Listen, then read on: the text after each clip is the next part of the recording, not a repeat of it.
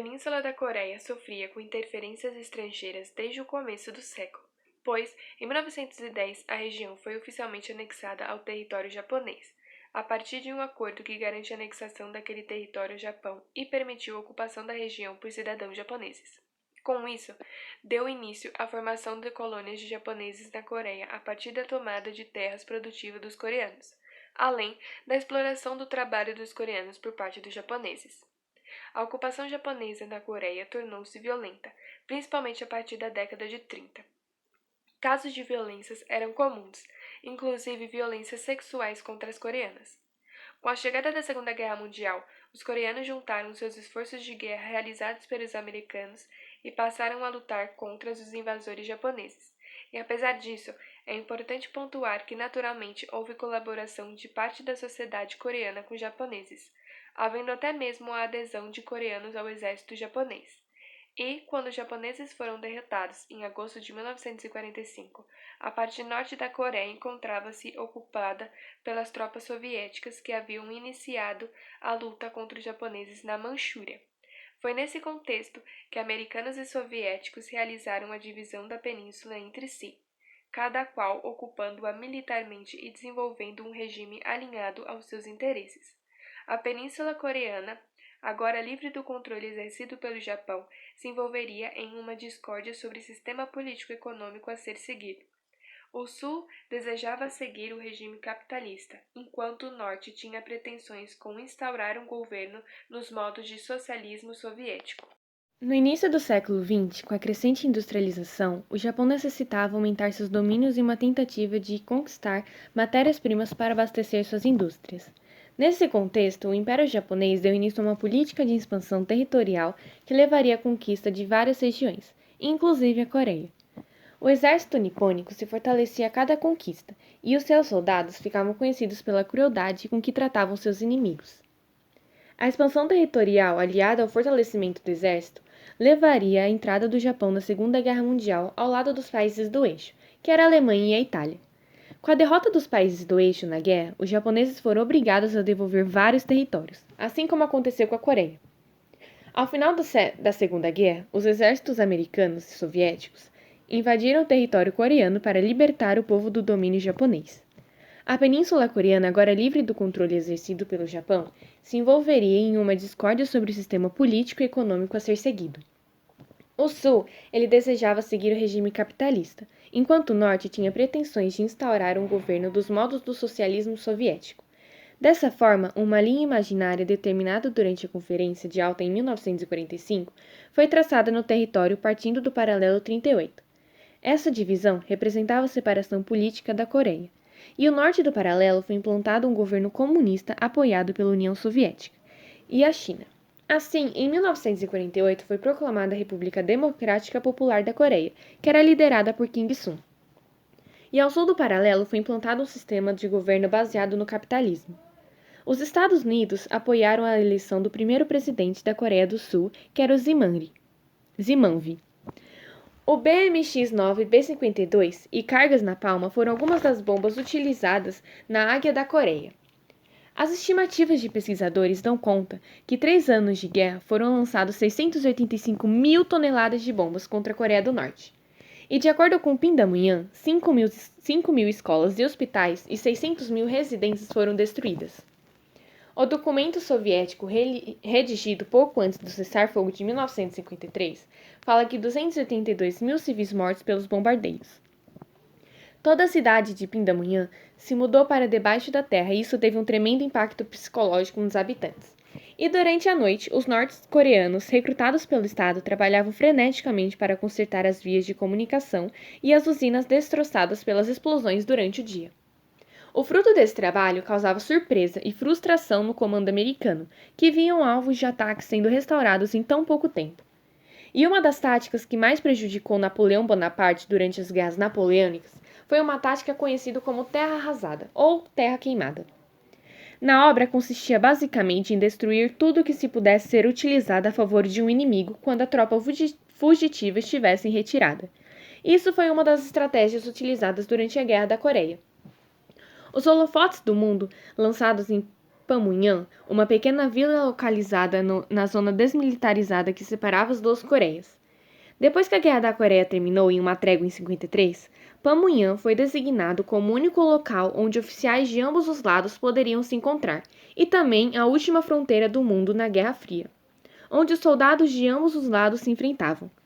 O acordo de armistício coreano assinado em Panmunjom deixou a Península Coreana dividida em duas Coreias, tecnicamente ainda em guerra na ausência de um tratado formal de paz para determinar a Guerra da Coreia de 1950 até 1953.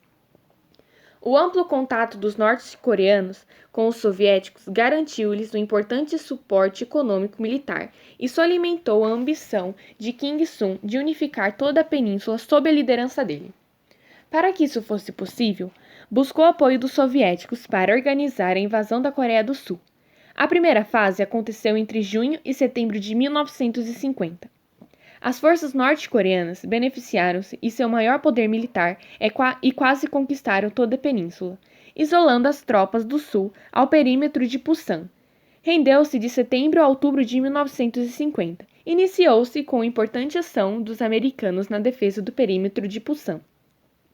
As tropas americanas também foram importantes para a reconquista de territórios dos sul-coreanos. Sobretudo, a partir do desembarque de tropas de Hon, o avanço das tropas americanas e sul-coreanas sobre o território norte-coreano gerou uma resposta da China e temia que as tropas americanas invadissem o seu território. A entrada da China na Guerra da Coreia deu início à terceira fase do conflito, e essa fase se rendeu até 1953 e foi caracterizada pelo equilíbrio das forças. A luta durou por 3 anos. Houve grandes desgastes causados pela guerra e poucas movimentações no campo de batalha, ou seja, as tropas estavam nas proximidades do paralelo 38. Isso resultou na negociação de uma trégua em Panmunjom, que foi assinada oficialmente em 27 de julho de 1953. Essa trégua deu fim ao conflito, apesar de as duas nações nunca terem assinado um acordo de paz que colocasse um fim oficial na guerra. Algumas mudanças de fronteira aconteceram e foi estabelecida uma zona desmilitarizada na fronteira entre os dois países. Estima-se que mais de 1,2 milhões de pessoas morreram na Guerra da Coreia. A manutenção da divisão em Norte e Sul continuou com um clima de tensão e atritos fronteiriços que permanecem até hoje. Ao longo do século XX, os norte-coreanos aproveitaram da discordância entre União Soviética e China para estabelecer um projeto de maior autonomia política. Com a queda do bloco socialista, a Coreia do Norte enfrentou graves dificuldades econômicas. Entretanto, desenvolveu políticas eficientes nas áreas de educação e saúde. Já a Coreia do Sul saiu da condição de país agrário para de tigre asiático. Ela recebeu investimentos e tecnologias estrangeiras, indo para a posição de uma das nações mais desenvolvidas do mundo. Por ser um país que obtém a ditadura, é muito difícil achar dados concretos sobre isso, mas algumas estimativas do fim da década de 1990 e do começo dos anos 2000 afirmam que a maioria do país não tem uma religião, com 64,3%. 16% segue a religião do xamanismo coreano, 13,5% do taoísmo, 4,5% do budismo e 1,7% do cristianismo. A população pode ocorrer risco de perseguições em caso de tentar seguir qualquer outra religião que seja. A economia da Coreia do Norte está completamente nacionalizada, o que significa alimentos, habitação, saúde e educação são oferecidos pelo Estado gratuitamente. A cobrança de impostos foi abolida desde 1 de abril de 1934. Segundo alguns dados, existem duas economias na Coreia do Norte e dois preços para tudo. Na nação comunista da Coreia do Norte existe a economia estatal e a economia subterrânea. Segundo dados de 2014, o IDH da Coreia do Norte é de 0,564, que é o IDH considerado médio. A Coreia do Norte possui aproximadamente 25,55 milhões de habitantes e com uma expectativa de vida de aproximadamente 72 anos, segundo os dados de 2017. A Coreia do Norte possui um sistema político de ditadura, onde o Estado é socialista e possui o unipartidarismo, ou seja, o partido é único e o sistema partidário em que o único partido político é legal. A Coreia do Norte se localiza na Península Coreana, na parte superior, e tem sua extensão territorial em aproximadamente 120 mil km². Curiosidades sobre a Coreia do Norte. Lá, quase ninguém usa internet. A Coreia do Norte restringe severamente o acesso à internet dos cidadãos. Existe apenas um servidor seguro de internet no país, mas nem 1% da população se encontra na internet. Em vez disso, a população usa uma rede de internet apenas doméstica, controlada pelo Estado. O serviço é gratuito, porém, só permite acesso a uma lista selecionada de sites não censurados. De acordo com alguns dados, o pai de Kim Jong-un, o Kim Jong-il, chegou a gastar cerca de $800 mil por ano em conhaque. De acordo com o The Washington Post, deixar a Coreia do Norte custa cerca de $12 a $17 mil. O método mais comum de deixar o país é atravessar o rio que marca a fronteira da Coreia do Norte com a China. No entanto, o aumento da segurança nas fronteiras tornou a imigração mais difícil. Mais de 40% dos norte-coreanos estão subnutridos. Desde 2000, o índice de norte-coreanos subnutridos aumentou de 37,5% para 43,4% em 2018. Segundo a Global Wage Index, a porcentagem de crianças desnutridas com menos de 5 anos, por outro lado, diminuiu no mesmo período. De acordo com a métrica, a Coreia do Norte não é a nação mais subnutrida do mundo. A Coreia do Norte ocupou a 109ª posição no total de 199.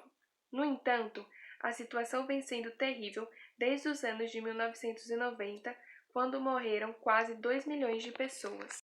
Já a Coreia do Sul se localiza na Península Coreana, na parte inferior. Sua população soma 48.332.820 habitantes, e sua composição étnica é de 99,9% coreanos e 0,1% chineses. O IDH sul-coreano é considerado muito alto, cerca de 0,877, ocupando o 12º lugar no ranking mundial. A taxa de mortalidade infantil é uma das menores do planeta, 4 óbitos a cada 1.000 nascidos vivos. Outros aspectos positivos são a eficácia do sistema educacional, o serviço de saneamento ambiental e o sistema de saúde.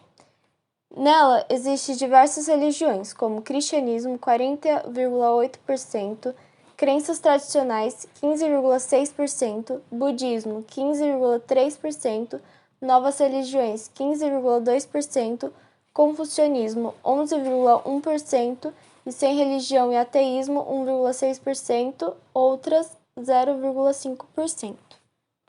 Ela possui uma economia mista que foi particularmente favorecida pelo milagre do Rio Han e pelos Estados Unidos, que lhe concederam uma forte assistência econômica anual. A política governamental foi a criação do Chaembu. Esses conglomerados familiares, como Hyundai e Samsung, beneficiaram-se de subsídios públicos, proteção da concorrência internacional, terras disponibilizadas a eles e baixa tributação. A Coreia do Sul apresenta sistema político de democracia presidencialista e suas primeiras eleições diretas ocorreram em 1948. Curiosidades sobre a Coreia do Sul. Na Coreia do Sul tem Wi-Fi grátis em todos os lugares, até mesmo nas ilhas mais remotas.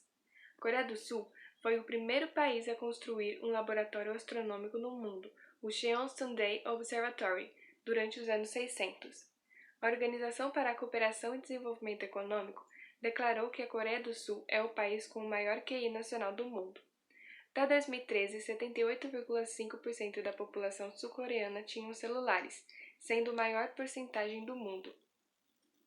Na Coreia do Sul, é comum perguntar o tipo sanguíneo de alguém. Os sul-coreanos acreditam que cada tipo de sangue revela um aspecto de sua personalidade. A população estudantil estrangeira é muito valorizada no país. A nossa indicação de filme é a Operação Chromite.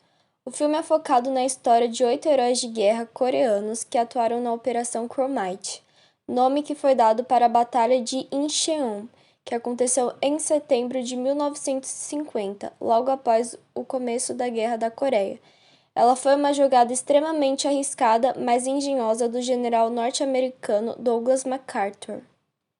Foi uma operação que consistiu no envio de um pequeno grupo de espiões sul-coreanos para a cidade costeira de Incheon para reunir informações que acabaria por recapturar o comando de Seul.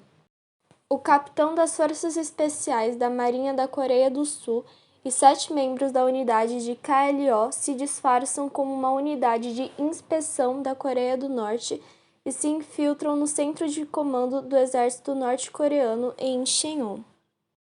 Ao tentar dissipar as suspeitas do comandante do Norte, o capitão e seus soldados tentam se infiltrar e roubar os planos de defesa do Norte, que permitiram a MacArthur instigar seu ataque ao porto de Incheon com precisão e sem surpresas. Sua estratégia inicial não funciona, e uma vez que suas identidades são reveladas, uma cadeia de eventos alternativos é desencadeada.